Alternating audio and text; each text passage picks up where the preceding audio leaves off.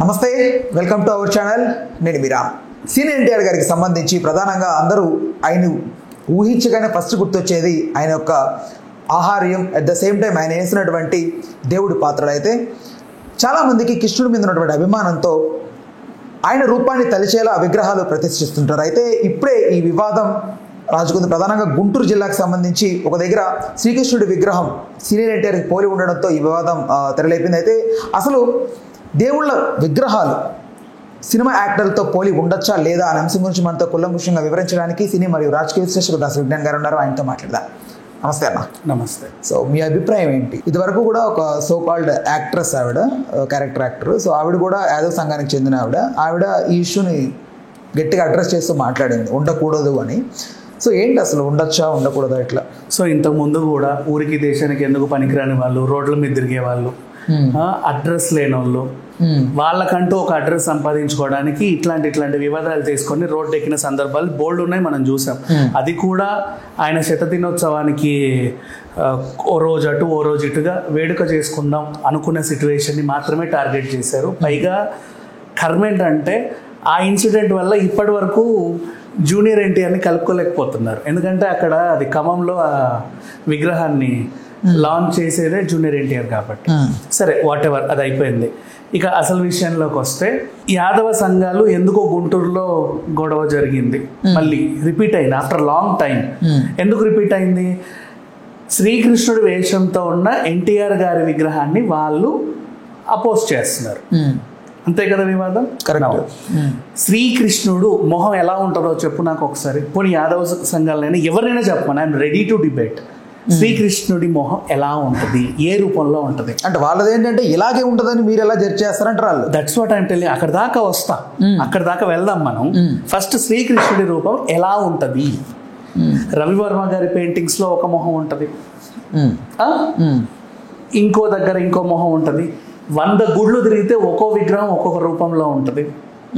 100 పెయింటింగ్లు కొంటే ఒక్కో పెయింటింగ్ లో ఒక్కొక్క రూపం ఉంటుంది. కరెక్ట్, అవునా? అందులో ఏది శ్రీకృష్ణుడి అసలు మొహం? ఆ 100 మొహాల్లో ఒకటి ఎన్టీఆర్ గారి మొహం. ఆ 100 మొహాలకి జీవం లేదు కాబట్టి మీకు అభ్యంతరం లేదు. ఈ ఎన్టీఆర్ రూపంతో పోలిన దానికి ఒక జీవం ఉండి అది ఒక మనిషిని రిప్రజెంట్ చేస్తుంది కాబట్టి మీకు అభ్యంతరం వచ్చింది. అంతేగా? అంతే కదా. అదే, దీనికి ఒక రూపం ఉంది, ఒక మనిషి రూపం. అది ఆ మనిషి ఎవరు అంటే కనబడుతున్నాడు ఎక్కడ పడితే అక్కడ, ఒక్కొక్క దగ్గర ఒక్కో రూపంలో కనిపిస్తాడు. ఓ దగ్గర రాజకీయ నాయకుడిలా కనబడతాడు, ఓ దగ్గర ఇలా ఉంటాడు, ఇంకో దగ్గర ఇంకోలా ఉంటాడు, ఓ దగ్గర మేజర్ చంద్రకాంత్ అయి ఉంటాడు, ఓ దగ్గర అల్లూరి సీతారామరాజు అయి ఉంటాడు, ఓ దగ్గర రాముడు అయి ఉంటాడు, ఇంకో దగ్గర కర్ణుడు అయి ఉంటాడు. ఈ ఫేస్ తో ఇన్ని రూపాయలు ఏంటని నీకు ప్రాబ్లం వచ్చింది. శ్రీకృష్ణుడి యొక్క దైవత్వాన్ని ఒక నార్మల్ ఒక హ్యూమన్ బీయింగ్ కి, అంటే సీనియర్ ఎన్టీఆర్ గా చాలా గొప్పవాళ్ళు, చాలా ఎన్నో అచీవ్మెంట్స్ ఉన్నాయి ఆయన లైఫ్లో. కానీ ఎండ్ ఆఫ్ ద డే ఆయన ఒక నార్మల్గా ఒక మానవుడికి శ్రీకృష్ణుడి యొక్క దైవత్వాన్ని రిప్రజెంట్ చేసేలాగా ప్రొజెక్ట్ చేయడం ఏంటన్నది వాళ్ళ అబ్జెక్షన్. ఓకే, రవివర్మ గారి చిత్రపటాల్లో ఉంది బొమ్మే, దానికి అసలు జీవం కూడా లేదు. జీవం లేని దానికి నువ్వు శ్రీకృష్ణుడి రూపాన్ని ఇస్తే లేని అభ్యంతరం, ఒక జీవం ఉన్న దానికి ఇస్తే నీకు ఎందుకు వచ్చింది? అంటే కనీసం ఈ రూపానికి ఒక అడ్రస్ ఉంది, ఈ పెయింటింగ్ లో ఉన్న ఏ ఫేస్ కి ఒక అడ్రస్ లేదు. అంటే ఆ మొహం, ఆ రూపము ఎవరిదో ఎవరికి తెలియదు. నిజంగా శ్రీకృష్ణుడిదా అంటే నేను ఇంకో ఫోటో చూపిస్తాను, ఇంకో మొహం ఉంటుంది. నేను ఇంకో మొహం చూస్తే ఇంకో మొహం ఉంటుంది. ఇంకో చిన్న ఫోటో తీస్తే ఇంకో మొహం ఉంటుంది. ఇలా బోలెడ్ అన్ని టెంపుల్స్కి వెళ్తే నీకు బోల్డ్ అన్ని రూపాలు వస్తాయి. ఎక్కడికి వెళ్ళినా నీకు ఒక్కొక్క దగ్గర ఒక్కొక్క రూపం ఉంటుంది. ఇప్పుడు పూరిలో దేవుడి రూపం ఎలా ఉంటుంది? పెద్ద పెద్ద ఒక చెక్క బొమ్మలాగా. రైట్. అంటే నీలి రంగు శ్రీకృష్ణుడు అంటారు కానీ అక్కడ నలుపు రంగు అన్నట్లుగా కనిపిస్తుంది. నీలం అన్న నలుపు. ఓకే, నెక్స్ట్ ఇంకో, ఇప్పుడు నిజంగా శ్రీకృష్ణుడు అలా ఉంటాడు అంత పెద్ద కళ్ళు వేసుకొని. మరి దానికి నీకు అభ్యంతరం లేదు, రథోత్సవం చేస్తున్నావు, ప్రాణ ప్రతిష్ఠ జరుగుతుంది అక్కడ. ఎగ్జాక్ట్లీ. దెన్ ఈ రూపం ఒక ఎన్టీఆర్ అనే ఒక మనిషిది అయినందుకు నీకు ప్రాబ్లం వచ్చేసింది. మీకు నిజంగా కృష్ణతత్వం ఒళ్ళంతా ఉంటే ప్రతి రూపం కృష్ణుడిదే, నువ్వు అపోజ్ చేయవు ఎక్కడ కూడా. నువ్వు ఇస్కాన్ టెంపుల్కి వెళ్ళి ఒక రూపం ఉంటుంది, ఇంకో టెంపుల్కి వెళ్ళి ఇంకో రూపం ఉంటుంది. చిన్ని కృష్ణులను కూడా బోల్డ్ అంటామని ఉంటుంది. సరే ఇప్పుడు నీకు అపోజ్ చేయాలనుకుంటున్నావు కదా, ఎన్టీఆర్ రూపానికి ఆ విగ్రహానికి, ఆయన ఇంకా ప్రాణంతో లేడు ఇప్పుడు, ఆ విగ్రహానికి అది పెట్టడం నీకు అపోజిషన్ అంటే నీ వల్ల అవ్వట్లా, అసలు డైజెస్ట్ అవ్వట్లా, గొడవ చేస్తున్నావు వచ్చి. కృష్ణాష్టమి రోజు ప్రతి ఇంట్లో చిన్నపిల్లల్ని తయారు చేస్తారు కృష్ణుడు వేషం వేసి. మీకు ఎందుకు మనోభావాలు దెబ్బతినట్లా మీ ఇంట్లో కూడా పెట్టుకుంటారు. మరి ఇది కృష్ణుడు అయినప్పుడు అది ఎందుకు కృష్ణుడు అవ్వద్దు? ఈ పిల్లలందరూ కృష్ణుడు అయినప్పుడు ఆయన ఎందుకు కృష్ణుడు అవ్వద్దు? ఎందుకు అవ్వద్దు అంటే ఇప్పుడు ఒక రకంగా నీ ఇంట్లో నీ కూతురికి కృష్ణుడు వేషం వేస్తే దేవుడు, పక్కింట్లో లేకపోతే ఇంకెక్కడన్నా వేసేస్తేనేమో ఓయ్ అని చెప్పేసి అపోజ్ చేసేస్తాను. ఎన్నో దగ్గర నాటక రంగాలు, రంగస్థలాల మీద కూడా చాలా మంది నాటకాలు వేసేటప్పుడు కూడా కృష్ణుడు వేషం వేస్తారు. Then why they are opposing to నాటక రంగం? నువ్వు ఎట్లేస్తావు కృష్ణుడు రూపాన్ని ఒక మనిషికి? మీకు ఇన్ని రోజులు ఎప్పుడు దెబ్బతినని మనోభావం ఇప్పుడు ఎందుకు దెబ్బతిని? అంటే శ్రీకృష్ణుడి గెటప్ కృష్ణాష్టమి రోజు ఒక రోజే వేసుకుంటారు. ఇక్కడ విగ్రహం అనేది స్థిరంగా అక్కడే ఉండిపోద్ది కాబట్టి ఎక్కువ రోజులు దాన్ని ఇంపాక్ట్ అవుతారేమో అట్లా ఏదన్నా. సరే ఒక రోజు శ్రీకృష్ణుడు వేషం వేసి మీ పిల్లల్ని వదిలేయండి గంగలో ఎక్కడైనా, పడేసేయండి, బయట పడేస్తావా? దెన్ ఉండరా నీ పిల్లలు నీతో పాటు జీవిత కాలంలో? నీతో తిరుగుతున్నారు కానీ నీ చుట్టుపక్కల, నీ సంకల్లో, నీ మీద, నీ నెత్తి మీద, నీ భుజం పైన. ఒకరోజు శ్రీకృష్ణుడు వేషం వేస్తే మాత్రం ఒక్కరోజే కృష్ణుడు నువ్వు ఎలా ఫీల్ అవుతావు? ఈ విగ్రహం కదలలేదు పాపం, అందుకే అక్కడ ఉండింది. నువ్వు ఒకసారి పెడితే అలాగే ఉంటుంది ఎన్నేళ్ళు అయినా సరే. దెన్ మనోభావాలు దెబ్బతినడం అనే కాన్సెప్ట్ ఎందుకు వచ్చిందో తెలియదు కానీ ప్రతి దానికి అడ్రస్ లేని అంశాలని కావాలని అడ్రస్ తెచ్చుకొని చేసి మనకు లేని అడ్రస్ ని కొని తెచ్చుకుందాం అనుకొని తిరిగే క్యారెక్టర్స్ వీళ్ళంతా. అంటే మీరు అంటుంది యాదవ సంఘాల్లో ఓన్లీ ఒక 10% ఆఫ్ ది పీపుల్ మాత్రమే 90% ఆఫ్ ది పీపుల్ ఎఫెక్ట్ చేసి లెయ్యండి రండి అనేట్లా ప్రొవోక్ చేస్తున్నారు అనుకుంటున్నారా? అసలు యాదవులు అనే వాళ్ళు శ్రీకృష్ణుడిని ప్రతి దాంట్లో చూస్తారు.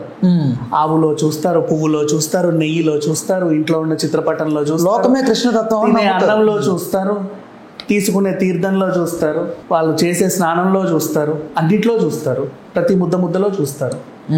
మరి వాళ్ళు ఎప్పుడు అలా గొడవ చేయరే? నీకంటూ ఒక ఇష్యూని బాగా ఏదో చేస్తే నీకు అడ్రస్ వస్తుంది అని నీకు అనిపిస్తే ఆ ఇష్యూ మీదకి వెళ్ళి పోరాడతాం. ఇప్పుడు మనం చదువుకోవాలి, పలానా ఇష్యూ మీద పోరాడే వ్యక్తి ఎవడరా వీడు అని చూస్తే వీడి మొహం. మొన్నటి వరకు నీ ఇంట్లో నీ మొహం నీకన్నా సరిగ్గా తెలుసో లేదో, మీ ఇంట్లో అద్దం ఒకటి ఏడిస్తే నీకు కూడా తెలుసు ఇది నా మొహం అని. కనీసం పేపర్లో పడితే 500 మందికి తెలుస్తుందిగా. ఆ ఇంటెన్షన్ కోసం చేసే వాళ్ళని నా ఫీలింగ్. అందుకే స్టార్టింగ్ చెప్పా, లాస్ట్ టైం కూడా ఒక అడ్రస్ లేని క్యారెక్టర్ అడ్రస్ కోసం వెతుక్కుంటూ ఖమ్మం వెళ్ళి మరి ధర్నా చేసి వచ్చింది. అంటే ఇక్కడ దైవత్వాన్ని ఒక కులానికి అంటే మా కులస్తుడు అని ఒక ఓన్ చేసుకోవడం ఇది ఎంతవరకు అంటే చాలా మంది. అండ్ మీకు తెలుగు చలనచిత్రం, తెలుగు అనే కాదు ఏ భాష అయినా సరే, చలనచిత్రం ద మోషన్ పిక్చర్ వచ్చిన తర్వాతే మనుషులు ఎవరో తెలుస్తుంది, దేవుళ్ళు ఎవరో తెలుస్తుంది, జంతువులు ఎలా ఉంటాయో తెలుస్తున్నాయి. అన్ని రోజు పుట్టి నుంచి చచ్చిపోయే వరకు అన్ని చూడట్లా ప్రపంచం అంతా కూడా. ఇప్పుడు ఫర్ ఎగ్జాంపుల్ కృష్ణ గారిని చూస్తే అల్లూరి సీతారామరాజు, ఆయన రూపంలో కూడా అల్లూరి సీతారామరాజు విగ్రహాలు ఉంటాయి. కానీ మన్యం వాళ్ళకి అదేమి గొడవ చేయరు. వాళ్ళు మా కృష్ణ, మా అల్లూరి సీతారామరాజు అంతే, అలాగే ఉంటుంది. ఏం అనిపించదు. ఎన్టీఆర్ గారికి కర్ణుడు వేషం ఇస్తే కర్ణుడు, కృష్ణుడు వేషం ఇస్తే కృష్ణుడు, రాముడు వేషం వేస్తే రాముడు, అంతే. వీళ్ళంతా ఆర్టిస్టులు, కళాకారులు. నువ్వు కళని గనక ఎప్పుడైనా ఇష్టపడితే, కళల పట్ల నీకు కూడా కొంచెం కొద్దో గొప్ప ఇంట్రెస్ట్ ఉంటే నీకు ఇవన్నీ నచ్చుతాయి. అండ్ ఈ కళలు ఎలాగైతే నచ్చుతున్నాయో, ఒకప్పుడు ఫోటోలు మాత్రమే డ్యాన్స్ ఆడేవి, తోలు బొమ్మలాట. ఆ ఫోటోలు ఎక్కడి నుంచి వచ్చాయి అంటే పటాల నుంచి, చిత్రపటాల నుంచి. ఆ చిత్రపటాలు కూడా ఎవరో గీసిందే. ఆయన దగ్గరుండి ఇట్లా కృష్ణుని చూసి ముక్కు మూతి కళ్ళు అన్ని వేళ ఒక సాత్విక రూపాన్ని ఊహించుకొని సాత్వికంగా ఉండేలా. కళ్ళు చూస్తే సాత్వికం, ముక్కు చూస్తే సాత్వికం, చెంపలు సాత్వికం.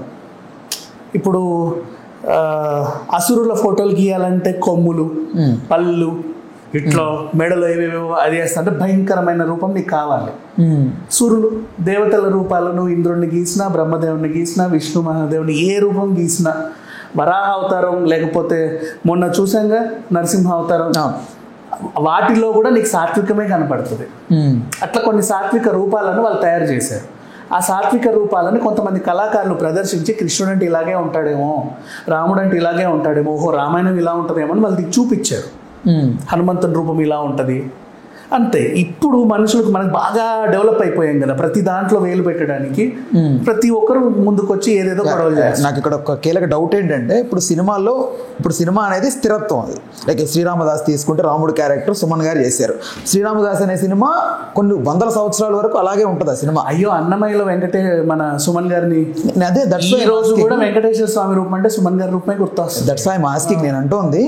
ఇప్పుడు విగ్రహానికి మాత్రమే ఎందుకు అబ్జెక్షన్? ఇప్పుడు సినిమాలో కనిపిస్తున్నాడు కదా క్యారెక్టరైజేషన్ ని వేసుకున్న వేషం ద్వారా ఇక్కడ కాన్ఫ్లిక్ట్ ఎక్కడ వస్తుంది? ఆ విగ్రహంలో ఉన్న మొహము ఒక మనిషికి సంబంధించింది.